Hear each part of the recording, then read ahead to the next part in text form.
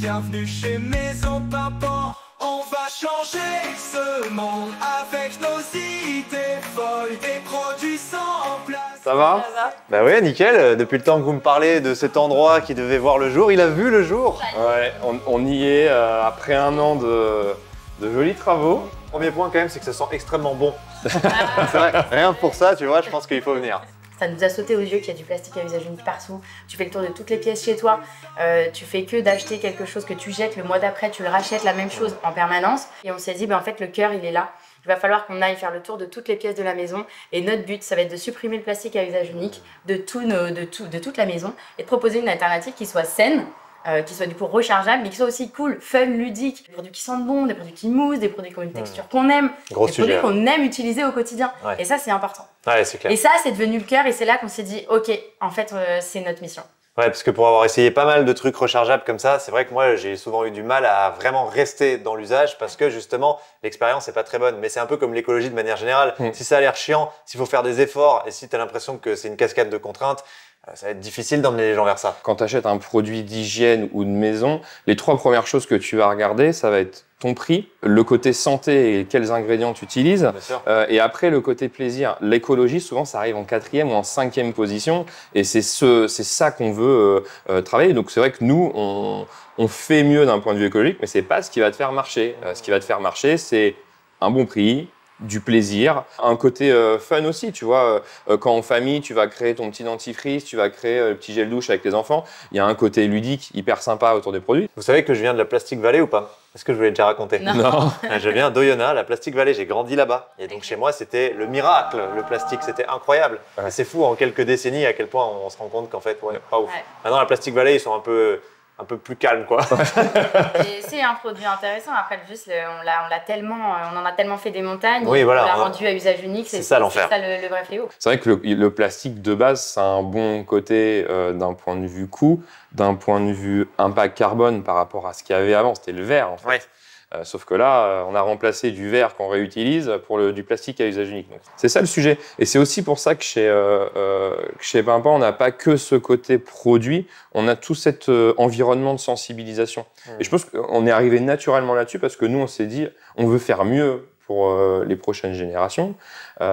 Et du coup, comment est-ce qu'on fait en apprenant sur ces sujets? Parce qu'en fait, on s'est rendu compte que, de toute façon, même là, ça fait 3-4 ans qu'on est sur ces sujets-là, plus on creuse, plus c'est complexe. Voir après la partie industrielle, on rentre dans un sujet où là, on a une nouvelle phase. Là, on fabrique nous-mêmes.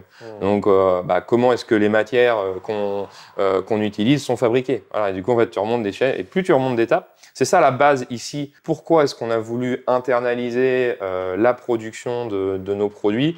C'est parce qu'on voulait une étape de plus sur l'impact. Une étape de plus sur ce que les gens ne voient pas forcément, en fait. Parce que c'est vrai que là, toi, tu produis, tu vois, par exemple, un savon solide, tu arrives dans la boutique, tu l'achètes, tu le récupères, il est 0 déchet. Ouais. Mais en fait, il faut quand même réfléchir à tout ce qui s'est passé avant.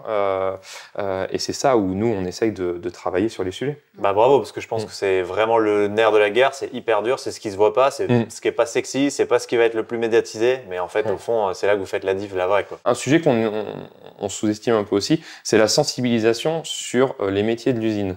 Parce qu'en fait, les gens veulent plus trop travailler à l'usine, ou beaucoup moins. Parce que tu vois un lieu, souvent tu vas avoir un lieu fade, bétonné, ce qu'on dit souvent, tu vas à reculons, tu as un système de management qui est complètement déconnecté de ce que veulent les nouvelles générations, voire de ce que veut tout le monde. Et du coup, on essaye justement d'articuler tout ça.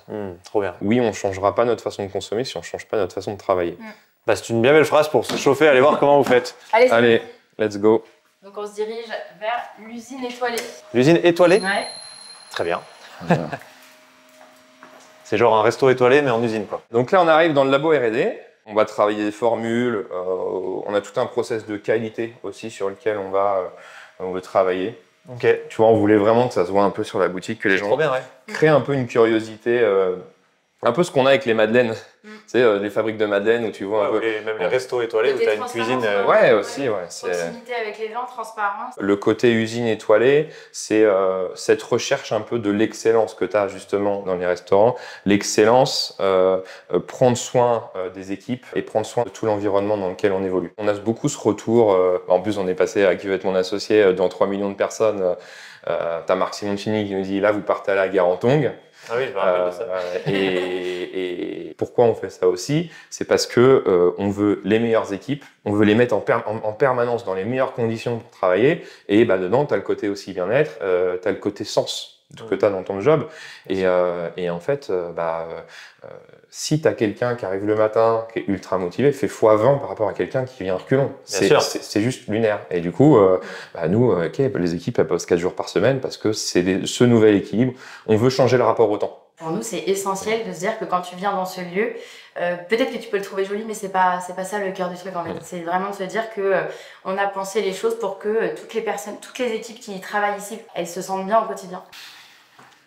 Donc là, vous faites des bombes. Voilà, donc là, on est sur la production de dentifrice à la menthe, où ce qu'on peut voir, c'est une salle qui est pas très grande, et cette petite machine nous permet, en 3-4 minutes, de fabriquer 12 500 dentifrice.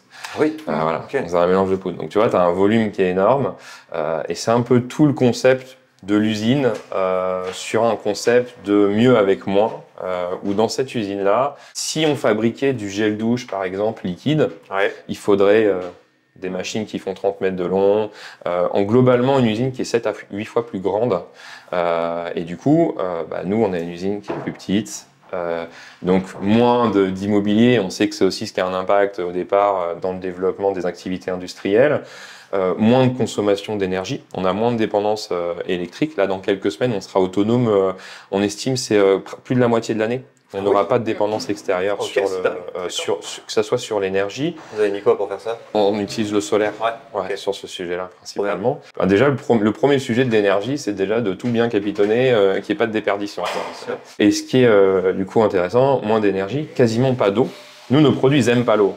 Ça, c'est une zone de stockage de nos matières premières. Donc, c'est ici que tu vas retrouver... Ça sent vraiment bon à chaque fois. C'est pas les usines où ça pue normalement. Tu vois, c'est incroyable. Ça peut, parfois, tu vois, sur certains concentrés, tu peux te retrouver avec quelque chose qui sent bon. Non, en vrai, nous, ici, ça sent bon quand même. Ah ouais, ça sent bon de ouf. Et en plus, tu es dans des locaux où on est en surnettoyage en permanence parce que tu as un sujet de qualité qui est puissant. Donc, on a une salle de matières premières. On fabrique nos produits. Une fois qu'ils sont fabriqués, ils sont mis ici en attente avant d'être mis en stick. Et du coup, il y a l'ensacheuse qui est juste derrière. Et c'est quoi l'enchasseuse? Du coup, ça va mettre la poudre dans des petits sticks que tu vois ici. Comme ça, ok. Voilà. Ça, c'est une machine qui le fait. Qui prend le papier, ça, c'est une machine qui le fait. Et qui met la poudre dedans dans les bonnes quantités. Donc là, c'est 25 grammes typiquement de poudre. Ça, c'est les premiers produits qu'on a lancés il y a 3 ans. Ok. Qui c'est qui fait les designs? Parce qu'ils sont vraiment cool, hein. Simple, succinct, efficace, quoi. Bon, on enchaîne du coup. Là, on arrive dans l'espace logistique. Ça sent toujours bon. Ça sent toujours bon, mais d'autres odeurs. Mais moins parce qu'en fait, là, les sticks sont. Là, t'as du carton avec. Là, les sticks sont fermés. Donc, du coup, si ça sent trop bon, c'est pas bon. C'est-à-dire que le parfum se barre, quoi, tu vois. Ça, c'est un liquide vaisselle. Cool, hein. Donc, liquide vaisselle, du coup, la petite bouteille que tu as à côté de toi, on a une bouteille en verre. Les gens, soit ils l'achètent, soit ils prennent la leur chez eux. Et ils achètent juste les petites recharges et tu fabriques ton produit, quoi. Mais c'est pas un truc qui se met dans le lave-vaisselle pour autant, si? La bouteille? Je challenge. Non, la petite poudre, tu peux pas. Ah non, on en a des poudres. Des tablettes vaisselle. C'est des tablettes vaisselle sans film plastique. Vous le faites aussi. On essaye. C'est beaucoup de produits, on t'a dit. Hein. Là, on est dans une phase où on arrive à la rentabilité, on arrive sur l'usine, donc on est plutôt sur du x2. C'est bien que tu puisses acheter tous les produits de ta maison au même endroit. C'est clair. Puis on voit qu'il y a de la demande. Là, par exemple, on sort un produit pour les sols. Les gens nous demandent énormément quand est-ce que vous faites un produit pour le sol. Tu as ce côté communautaire. En fait, nous, on demande aux gens. Tu as la fin de ton process d'achat, à la fin de ton deuxième achat, tu reçois qu'est-ce qui vous intéresserait comme produit maintenant. Et en fait, il y a des idées, tu vois des produits qui ressortent fortement. C'est chouette, hein, franchement, d'arriver à construire en plus vos produits par rapport aux gens. C'est important parce que si tu fais ton produit dans ton coin mais que personne ne l'utilise, pour avoir un impact, c'est pas... On a un petit pool de gens au début qui vont tester avant les produits. C'est ce pool-là qui essuie les plâtres un petit peu. Et après, on essaye de sortir une version. Quand on a une note assez convenable, on dit OK, ce produit, on peut y aller. OK, vous faites plein de tests, d'essais-erreurs pendant X temps avec votre pool jusqu'à ce qu'ils disent OK, là, on est bon et là, vous produisez. C'est obligatoire. La R&D, c'est quasiment un an. Hein. Tu vois, shampoing, 3 ans. La difficulté qu'on a, c'est que on utilise des shampoings, c'est du silicone. En fait, ils sont ultra bourrés de conneries. Et quand tu te retrouves quelque chose de naturel, du coup, tu te retrouves avec... C'est comme manger un fruit après avoir mangé un luti, quoi. Et du coup, juste, vous partez toujours des mêmes base un peu pour faire tous vos produits ou pas? Parce que pareil, si vous devez faire des nouveaux trucs complètement différents, c'est hyper... là, par exemple, il y a une grosse machine. C'est celle qui permet de tout faire ou pas? Tu vois, là, sur tous les produits d'hygiène, on va dire qu'on a une trentaine de 35 références. Il y a peut-être en tout 13 ou 14 matières différentes. Ah oui, La plupart du temps, c'est toujours la même chose. C'est des combinés de 13-14 matières. C'est super intéressant. Mais du coup, il y a une question quand même qui me vient, mais est-ce qu'en vrai, on peut être compétitif avec ce qui est fait avec de l'alcool ou ce qui est fait avec des produits de synthèse chimique? Sur le côté parfum avec du 100% d'origine naturelle, on commence à s'en rapprocher des sujets. Après, il y a des choses qu'on ne pourra jamais lancer. Il y a plusieurs sujets en fait. Le problème des matières de synthèse ou des matières où on s'en fout de la pollution à l'extraction, c'est que oui, elles sont beaucoup moins chères. Là, aujourd'hui, il y a un problème. Mais l'ordre naturel des choses fait que ces produits coûtent de plus en plus cher à extraire, de plus en plus cher à transporter. Et en fait, nous, le fait d'avoir internalisé, on attend notre heure, entre guillemets. C'est-à-dire qu'un dentifrice nous tube chez nous 80 ml, tu vas le retrouver, les gens ils l'achètent par 4. Tu le retrouves à 3,50 € le dentifrice. Tu es ultra compétitif en pharmacie, tu es ultra compétitif dans les magasins bio, pas encore chez Action ou dans la grande distribution. Tu vois. Il y a 5 ans, tu retrouvais un gel douche 250 ml de la grande distribution, il était à 1 €, 1,50 €. Là, il est à 2,50 € maintenant.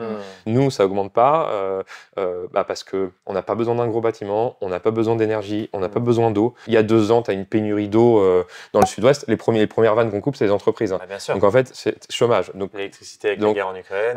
Ouais. Du coup, qu'est-ce qui se passe? C'est que tes prix augmentent. C'est cool de parler de ça parce qu'on ne se rend pas forcément compte du fait que, et c'est assez enthousiasmant je trouve, on est poussé vers la transition par les constats et les conséquences déjà du dérèglement climatique. Ouais, c'est trop bien.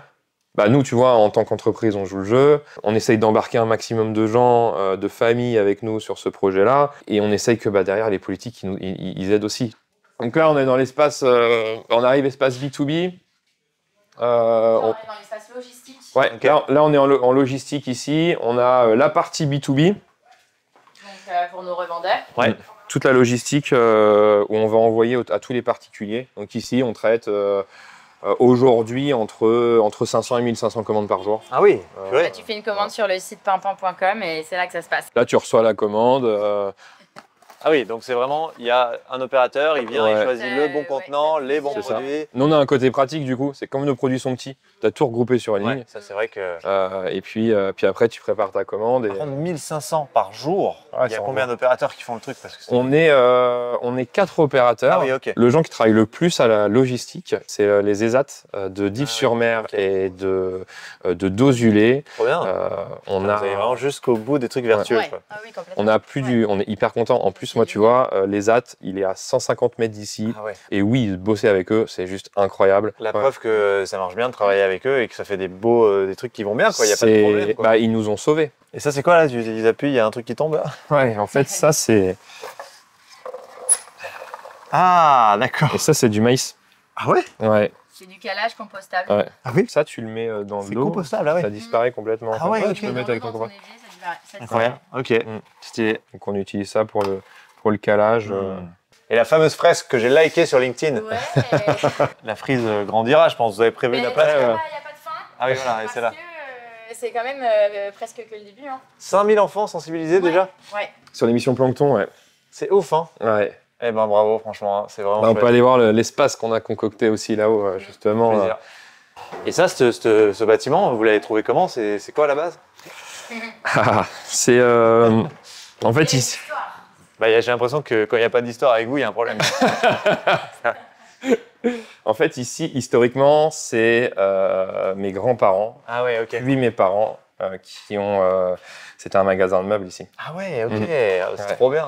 Mon père, il a grandi ici. Moi, j'ai grandi, j'ai grandi ici. Noir et blanc du lieu avec les grands-parents de Baptiste, quoi. Ouais. C'est dingue. En fait, ici, tu es dans une ville, historiquement, c'est une ancienne cité ouvrière. Il y avait à la place du port de Dives-sur-Mer que tu as aujourd'hui, qui accueille beaucoup de monde l'été, tu avais une usine qui a fait travailler jusqu'à 3000 personnes. Ah oui, ok. Dans la métallurgie. Gigafactory à l'ancienne. Gigafactory. Fin des 85, on avait encore 1000 personnes. Et on délocalise parce qu'on va faire un petit peu plus de rentabilité ailleurs. Et sauf que quand tu enlèves une usine, tu n'enlèves pas qu'une usine. Tu enlèves tout l'écosystème que tu as autour. Alors, je ne sais pas si on est dans une ville, il y avait 5000 habitants. Il t'en as 3000 qui travaillent à l'usine. Donc en fait, c'est violent. Ouais. tout le monde dépendait de l'usine. Ah, ouais. Les gens qui travaillaient là, les commerces, l'ensemble des commerces qui travaillaient là et tout. Ouais. Donc en fait, toute l'économie a été touchée. Et ça a été dur. Et en fait, moi, j'ai un peu vécu ça aussi avec mes parents parce que là, ils avaient un magasin de meubles.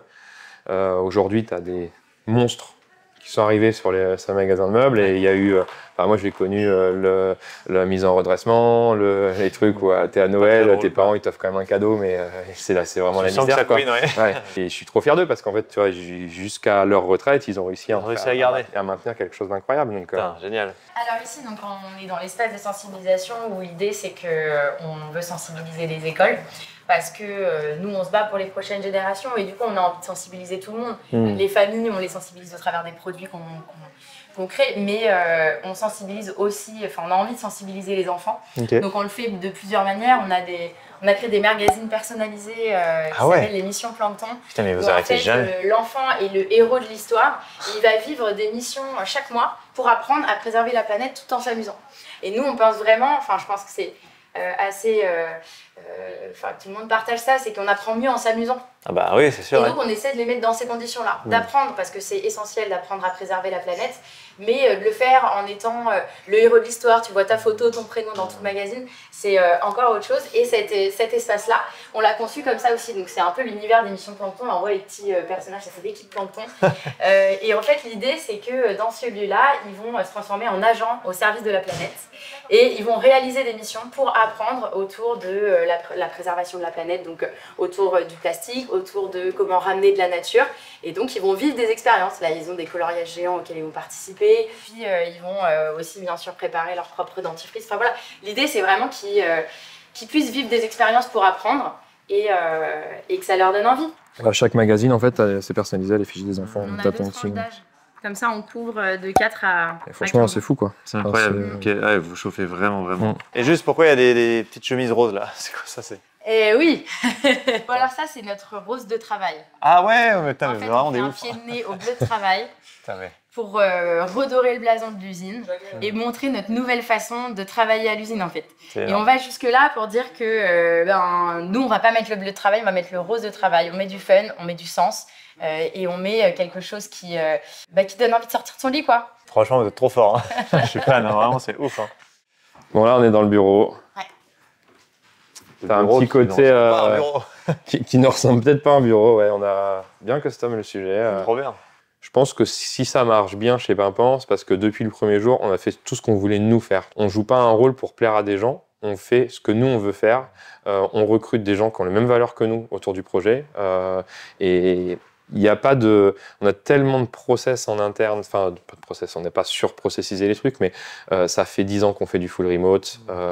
On a une culture de l'écrit ultra puissante parce que ça te permet d'être beaucoup plus productif. On a ce côté espoir de se dire que les gens, ils vont pas acheter qu'un produit chez toi, ils vont acheter tout l'ensemble de vous. Ils vont acheter du sens, quoi. Bien sûr. Toi, c'est vraiment ta vie est concentrée autour de ce bâtiment, en vrai. Ouais. C'est ça qui est... Ouais. Clairement. Là, tu as un petit jeu chamboule-tout. Ah ouais, non. Chamboule-tout du taf, tu vois. J'ai pas le temps pour ça. Ah, c'est bon, ça. Ouais. Du coup, tu gagnes un petit jeu sur l'attaque. C'est un jeu de cartes qu'on a lancé. Ah ouais, t'as lancé un jeu de cartes, mais les gars, ouais. Malade, Manto. On s'est vraiment chauffé sur ce sujet-là. Et là, tu as un petit jeu Poderland. En fait, tu fais ta première fabrication. Et tu gagnes un produit Pimpant derrière. Il faut réussir à remonter sans que ça tombe dans le trou. Un peu à boire, un peu à manger, qu'on aime bien vivre, quoi. La belle concrétisation de tout ça, quand même. Là. Ouais. On est au bout et tout tellement au début, en fait. C'est clair. Bon, bah merci pour la visite, c'était vraiment cool. Et du coup, ce soir, c'est l'horizon. Enfin, attends, je viens de lire l'horizon. Ce soir, c'est que du bon l'horizon. Ce soir, c'est l'ouverture officielle, là, c'est ça? Vous démarrez vraiment le truc? Enfin, c'est quoi? C'est ça, on fait une grosse fête. C'est bien de montrer un peu tout ce qu'on a fait, mais prenez aussi le temps de bien prendre du plaisir aussi. Réaliser. Ouais, il faut réaliser aussi. Il y a des moments où, en fait, c'est ça le problème de l'entrepreneuriat, c'est qu'on avance dans des... En fait, on est sur une montagne qui se termine jamais, et de temps en temps, c'est bien de... Ouais, non, mais c'est bien de se stopper un peu et de kiffer les moments présents, ce qu'on va essayer de bien faire ce soir.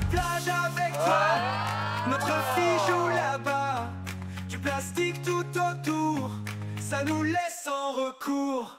Des bouteilles par la mer, des filets de misère, on voit les emballages, c'est vraiment un carnage. On va changer ce monde. Bonjour tout le monde. Un grand merci d'être venus si nombreux aujourd'hui. Nous sommes venus tous les deux avec 1 an de déchets de produits d'hygiène et de maison. Moi avant Pimpant et Carline avec Pimpant. Si vous êtes là, c'est parce que vous nous aidez à faire en sorte que Pimpant ait un grand impact, que ce soit sur la société ou sur l'environnement. C'est parti! On va changer ce monde avec nos idées folles. Des produits sans plastique, c'est plus écologique.